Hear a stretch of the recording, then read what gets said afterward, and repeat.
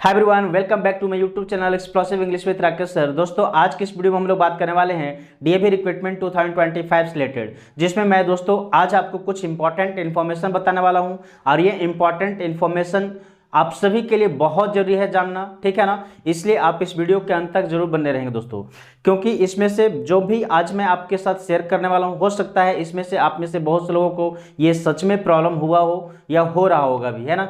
तो उन लोगों को क्या करना चाहिए अपनी इस प्रॉब्लम को ठीक करने के लिए, क्या उसका सॉल्यूशन है, कैसे वो अपने प्रॉब्लम को ठीक कर पाएंगे, इन सभी पॉइंट्स पे आज हम लोग एक एक करके बात करेंगे दोस्तों इस वीडियो में। इसलिए आप इस वीडियो के अंत तक जरूर बने रहेंगे। और वीडियो स्टार्ट करने से पहले दोस्तों मैं आपसे एक छोटा सा रिक्वेस्ट कि यदि आप हमारे चैनल पे पहली बार आए हैं, नए हैं, प्लीज़ चैनल को सब्सक्राइब कर लीजिए और नोटिफिकेशन बेल ऑन कर लेंगे, ताकि हमारे चैनल पे आने वाला हर एक वीडियोज का नोटिफिकेशन सबसे पहले आपको मिल सके। साथ ही साथ दोस्तों आप हमारे टेलीग्राम चैनल से जरूर जुड़ जाएंगे, क्योंकि वहाँ पे आपको बहुत सारे इन्फॉर्मेशन टेक्स्ट मैसेज के द्वारा शेयर किया जाता है, ठीक है ना। आप सभी मैसेज को पहले जान सकें, बहुत तरह का पीडीएफ्स नोट्स वगैरह भी वहाँ पे आपको मैं प्रोवाइड कराता हूँ, इसलिए आप प्लीज़ हमारे टेलीग्राम चैनल से जरूर जुड़ जाएंगे। तो चलिए हम लोग स्टार्ट करते हैं इस वीडियो को। दोस्तों, सबसे पहले आपको बता दूं कि अभी आप लोगों को पता है कि डीएवी सीबीटी एग्जाम 2025 के लिए जो प्रोसेस चल रहे हैं, इसके लिए अभी जो है सो एक प्रोसेस चल रहा है, वो रजिस्ट्रेशन का है ना, ऑनलाइन रजिस्ट्रेशन का, ठीक है। ऑनलाइन रजिस्ट्रेशन का ये प्रोसेस अभी चल ही रहा है दोस्तों। ये स्टार्ट हुआ है, आपको पता होगा 25 नवंबर, ठीक है, 25 नवंबर से स्टार्ट हुआ है और ये चलता जाएगा 10 दिसंबर तक, ठीक है। आप लोग को पता है कि ऑनलाइन रजिस्ट्रेशन अभी चल रहा है, जिसमें कि 25 नवंबर से स्टार्ट होकर 10 दिसंबर तक चलने वाला है। लेकिन दोस्तों इसी प्रोसेस में बहुत से लोगों को पता चल रहा है अपनी कुछ बहुत सारी प्रॉब्लम का, बहुत सारी गड़बड़ी हो गई है उनके साथ, ठीक है। उनमें पहला गड़बड़ी हुआ है दोस्तों, किसी किसी का अभी भी जो ऑनलाइन रजिस्ट्रेशन करने के लिए जैसे ही मोबाइल नंबर, क्योंकि आपको पता है कि जब इसमें आप लॉगिन करते हैं ना, तो लॉगिन करने के लिए आपको बोला गया है आपका मोबाइल नंबर और साथ ही साथ डेट ऑफ बर्थ का यूज करना है, ठीक है। इसका प्रयोग करके ही आप लॉगिन कर पाएंगे।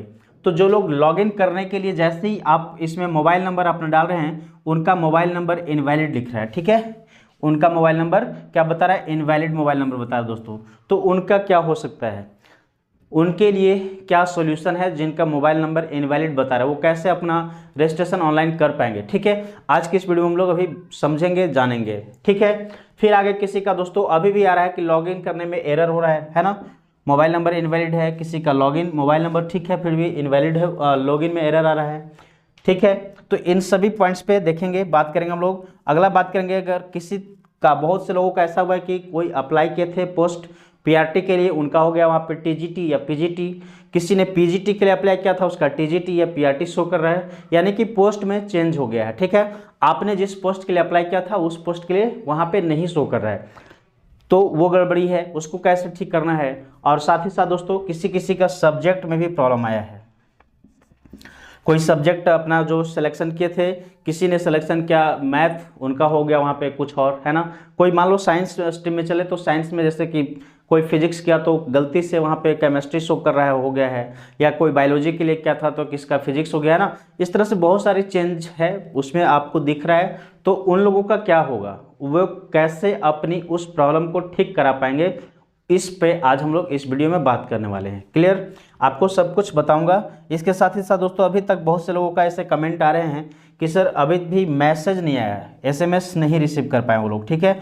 तो उनका क्या होगा, एसएमएस आएगा या नहीं आएगा, उनको वेट करना चाहिए या नहीं करना चाहिए, ठीक है, उस पर भी बात करेंगे दोस्तों। इसके साथ साथ हम लोग बात करेंगे अपलोड क्लियर फोटो और सिग्नेचर।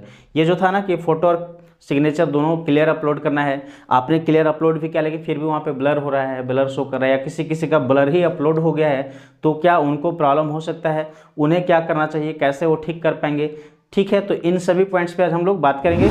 और अगर इन सभी गलतियों के साथ साथ अगर आप किसी तरह मान लीजिए कि आप एग्ज़ाम क्वालिफाई कर जाते हैं, तो उसके बाद है ना, एनी करेक्शन आफ्टर क्वालिफाइंग, यानी कि क्या एग्ज़ाम क्वालिफाई कर जाने के बाद कोई करेक्शन संभव है, पॉसिबल है या नहीं है, उसके बाद क्या प्रॉब्लम होगा, नहीं होगा, इन सभी पॉइंट्स पर हम लोग एक एक करके बात करने वाले हैं। सो प्लीज़ आप इस वीडियो के अंत तक जरूर बने रहेंगे, ताकि आपको कोई भी समस्या हो आपका इनमें से किसी भी तरह का, तो आप अच्छे से देख पाएंगे, समझ पाएंगे, ठीक है। तो चलिए हम दोस्तों एक एक करके बात करते हैं। पहले तो मैं बता दूं आपको कि जिनका मोबाइल नंबर इनवैलिड बता रहा है, ठीक है, जिनका मोबाइल नंबर इनवैलिड है उनको ये जान लेना चाहिए कि उनका फॉर्म जो है ना, फॉर्म रिजेक्ट हो गया दोस्तों। ठीक है, आपका फॉर्म रिजेक्ट कर दिया गया है, इस वजह से आपका मोबाइल नंबर इनवैलिड है। क्योंकि जब आपका फॉर्म रिजेक्ट कर दिया गया तो आपका फॉर्म रिजेक्ट होने के बाद मोबाइल नंबर को रजिस्टर्ड किया ही नहीं गया, तो फिर वो तो ऐसे ही ऑलरेडी आपको इनवैलिड शो करेगा ही। ठीक है ना, इस कारण से आपका जो है so form mobile number invalid show कर रहा है, इनवैलिड लिख रहा है, तो आपका फॉर्म रिजेक्ट हो गया। अब ये रिजेक्ट हुआ है तो इसमें देखिए रिजेक्ट होने का कारण बहुत सारा हो सकता है। या तो आपके पास सब कुछ सही था डॉक्यूमेंट, फिर भी आपने गलत तरीके से फिल कर दिया फॉर्म, जो फॉर्म में भरना था उसमें गलती भर दिए हो, इस वजह से भी रिजेक्ट हो सकता है।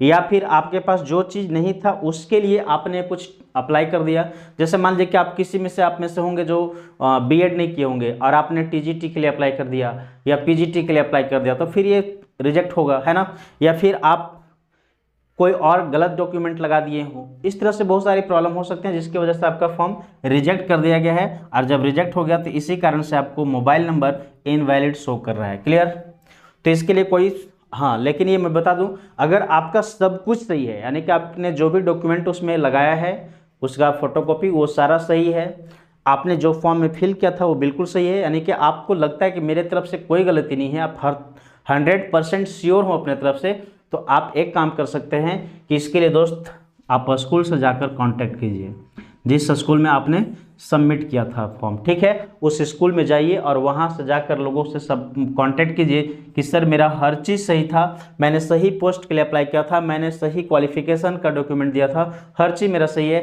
तो फिर क्यों मेरा फॉर्म रिजेक्ट कर दिया गया, है ना। इसका जवाब वही लोग देंगे। और अगर किसी तरह से गलती से, अगर चूँकि हुआ क्या है ना, इस बार बहुत से लोगों का कमेंट और मैसेज आता है कि सर मेरा इस तरह से हो गया या हमारे सेंटर पे इस तरह का हुआ है, कुछ लोगों ने बताया। तो ये हुआ क्या कि बहुत जगह पे ऐसी बिना देखे बहुत अच्छे से स्क्रूटनी नहीं किया गया दोस्तों डॉक्यूमेंट का, जिसके कारण ना किसी का बिना देखे ही फॉर्म रिजेक्ट कर दिया गया है। तो थोड़ी बहुत किसी सेंटर पे ऐसा हुआ है प्रॉब्लम, सभी जगह नहीं, ये बहुत कम होता है, क्योंकि आपको पता है कि सरकारी नहीं है, ये गवर्नमेंट में ऐसा होता है ज़्यादा, थोड़ा सा लापरवाही है ना, लेकिन प्राइवेट में लापरवाही नहीं की जाती है, इसीलिए प्राइवेट अच्छा माना जाता है दोस्तों। ठीक है, और नहीं तो प्राइवेट से बहुत बेहतर चीज़ें मिलती है गवर्नमेंट में, बट गवर्नमेंट में थोड़ी लापरवाही ज़्यादा करते हैं स्टाफ वहाँ के जो भी होते हैं। ठीक है, और प्राइवेट में नहीं करते हैं लापरवाही, इस वजह से। लेकिन यहाँ पे हुआ क्या कि कभी किसी का ऐसा हो गया है कि बिना देखे बस रिजेक्ट कर दिया गया, तो वे लोग जाकर आप क्या कर सकते हो, उस पर क्लेम कर सकते हैं, उनसे आप बात कर सकते हैं, पूछ सकते हैं। इसलिए आप स्कूल में जाएं, अगर आप श्योर हैं तो जाएं और उनसे मिलें, पूछें कि मेरा फॉर्म क्यों रिजेक्ट हो गया। ठीक है, अगर आपका सब कुछ सही होगा तो हो सकता है अभी भी सुधार कर दिया जाए, चूँकि आपको पता है कि अभी 10 दिसंबर तक टाइम है, अभी से आपके पास 4 दिन का टाइम है दोस्तों, अभी भी आप जाकर मिल सकते हैं, उनसे बात कर सकते हैं। ठीक है, अगर ऐसा हुआ तो फिर आपको रजिस्टर्ड कर दिया जाएगा उधर से ऑनलाइन, फिर आप अपना आगे लॉगिन कर लेंगे, तुरंत लॉगिन करेंगे, फिर रजिस्ट्रेशन कर देंगे, है ना।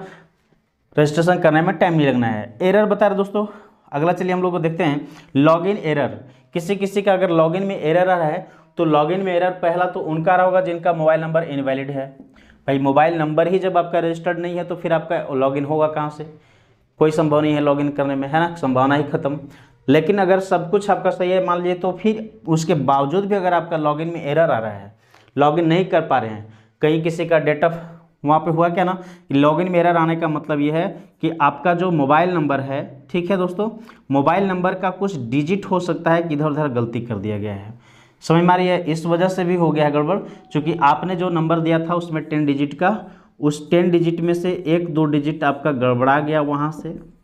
ठीक है, और स्टाफ के द्वारा जो फिल किया जा रहा था उसमें से कुछ डिजिट गड़बड़ होने के कारण आप लॉगिन नहीं कर पा रहे होंगे, तो इस कारण से आप जाकर जरूर मिलेंगे। या तो फिर मान लो मोबाइल नंबर डिजिट सही है, आपका डेट ऑफ बर्थ जो देना था, डेट ऑफ बर्थ का ईयर या डेट का मंथ, जो डेट है आपका बर्थ डेट, वही कुछ भी गड़बड़ हो सकता है, थोड़ा बहुत गलती अगर हो गई है तो उस कारण से भी आप, चूँकि आपने जो फिल किया आप अपना सही ओरिजिनल, आपका जो ओरिजिनल है वो चीज़ आप यहाँ पे फिल करें, क्योंकि आपको पता नहीं है कि वहाँ पे गलती हो गया है। ठीक है, इस वजह से आप अपना ओरिजिनल इसमें फिल कर रहे हैं और ये आपका इनवैलिड लिख दे रहा है या फिर लॉगिन एरर हो जा रहा है। तो इस तरह के अगर आपके साथ प्रॉब्लम हो रहे हैं तो आप भी सीधा कांटेक्ट करेंगे, ठीक है ना, स्कूल से, क्योंकि आपके स्कूल में ही इसका सॉल्यूशन है, वहीं से आप इसको भी ठीक करा पाएंगे दोस्तों। क्लियर, उन्हें घबराने की जरूरत नहीं है, बस स्कूल में जाइए, थोड़ा सा मिलिए, उनसे बात कीजिए। अगर कोई ऐसी थोड़ी बहुत गड़बड़ी हुई है तो उसको तुरंत सुधार दिया जाएगा, ठीक कर दिया जाएगा स्कूल से। ठीक,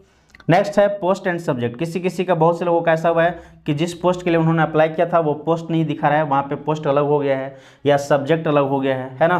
तो उनके साथ ये थोड़ा मेजर प्रॉब्लम है, ये थोड़ा गंभीर समस्या है, इस पे ध्यान देने वाली बात है दोस्तों।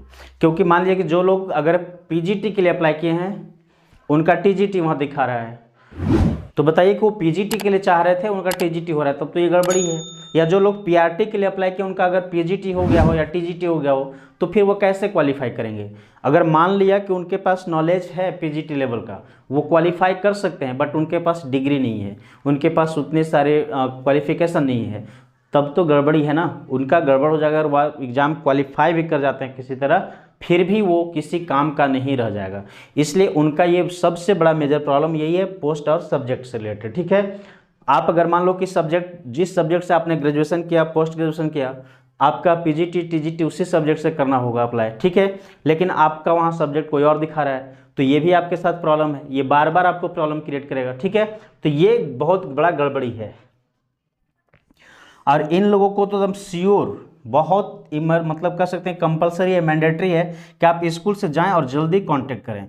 ठीक है ना, आप जल्द से जल्द जाकर के स्कूल से कांटेक्ट करें, इसमें सोचने की जरूरत नहीं दोस्तों, आपको कोई टाइम गंवाने की जरूरत नहीं है, क्योंकि बहुत कम बचे हुए हैं समय आपके पास कि आप जाकर सुधार पाएंगे। ठीक है, इसलिए आप जल्दी से जाकर आप स्कूल से मिल सकते हैं और अपना पोस्ट एंड सब्जेक्ट ठीक करा सकते हैं। ठीक है, हाँ, किसी किसी का हो रहा है दोस्तों क्या कि इसमें जो अप्लाई किया ना, उसमें किसी किसी के साथ ऐसा हो रहा है कि नेम में प्रॉब्लम आ रहा है, नेम का स्पेलिंग ना, नाम जो लिखे हैं या तो पूरा नाम ही गड़बड़ है, या तो फिर नाम में कुछ स्पेलिंग गलत हो गया है, एक दो लेटर इधर उधर हो गया है ना, लिखना क्या था तो लिख दिया है कुछ, तो लेटर अगर गड़बड़ी है या नेम में कोई प्रॉब्लम है, ठीक है, तो नेम का इशू है ना अगर, तो इसके लिए आप जा कर के मिल सकते हैं स्कूल से, आप चाहें तो, है ना, स्कूल से मिल सकते हैं दोस्तों, उसमें कोई प्रॉब्लम नहीं है। लेकिन अगर आप नहीं भी मिलते हैं तो इनके लिए ज़्यादा कोई समस्या नहीं है, क्योंकि वैसे लोग जिनका नेम में प्रॉब्लम आ रहा है, नेम का स्पेलिंग में कोई प्रॉब्लम आ रहा है, तो उनको ज़्यादा टेंशन लेने की जरूरत नहीं है,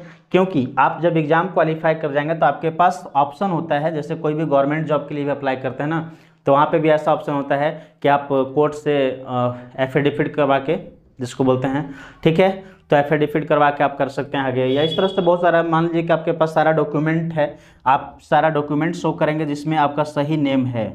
ठीक है, अगर सारे डॉक्यूमेंट में सही नेम है, सिर्फ यहाँ पे गलत हो गया, तो फिर वो आपका सुधार लिया जाता है और आपको एक्सेप्ट कर लिया जाएगा, इट मीन्स आपका सिलेक्शन हो जाएगी। ठीक है, ये कोई बहुत बड़ा इशू नहीं है, लेकिन हाँ, अगर आप चाहते हैं कि आपका बिल्कुल सही हो, तो आप भी स्कूल से कांटेक्ट करके उसको सुधरवा सकते हैं। ये सभी सुविधाएं सिर्फ और सिर्फ स्कूल में ही व्यवस्था है मिला हुआ है दोस्तों, ये सारा सुविधा वहीं पे आपको मिलेगा। ठीक है, अभी तक जो भी है आप नहीं सुधार पाएंगे बाद में। ठीक, चलिए नेक्स्ट अगला है दोस्तों प्रॉब्लम, SMS नॉट रिसीव्ड। बहुत से लोगों का प्रॉब्लम अभी भी है कि सर मेरा तो SMS ही नहीं आया, मैसेज ही नहीं आ रहा है ना, मैं क्या करूं। तो मैं बता दूं आपको दोस्तों कि बहुत से लोगों को, इससे पहले भी वीडियो में बताया था कि कुछ टेक्निकल इशू के कारण, है ना, सर्वर स्लो हो रहा है, इस तरह से प्रॉब्लम के वजह से इन लोगों को मैसेज वगैरह आने में लेट हो रही है, थोड़ा प्रॉब्लम हो रहा है।